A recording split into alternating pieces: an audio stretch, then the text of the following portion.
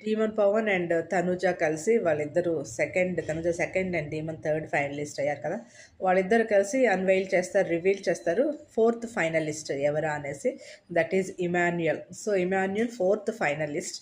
అంటే టాప్ 4లో ఉన్నాడని కాదు, ఫోర్త్ ఫైనలిస్ట్. ఇంకా 1 వీక్ కూడా ఉంది మనకి. So 1 Kalyan, 2 Tanuja, 3 Daemon and 4 Emmanuel. ఇంకా టాప్ 5లో 1 మోర్ ప్లేస్ ఉంది, భరణి అండ్ సంజన ఇద్దరి మధ్యలో ఉంది. సో కొద్దిసేపట్లో అది కూడా రివీల్ అవుతుంది.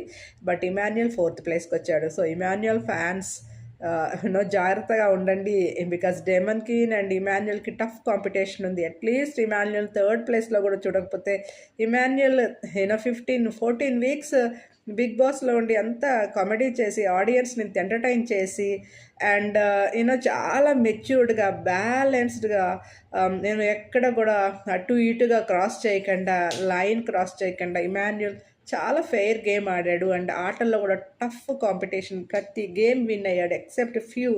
సో ప్లీజ్ బిగ్ బాస్ చూసే audience and also Emmanuel fans ఎవరైనా ఉంటే మాత్రం ఈ వీక్ని చాలా సీరియస్గా ఛాలెంజ్గా తీసుకోండి. ఇమాన్యుయల్ కోసం మీరు చేయాల్సింది చెయ్యండి.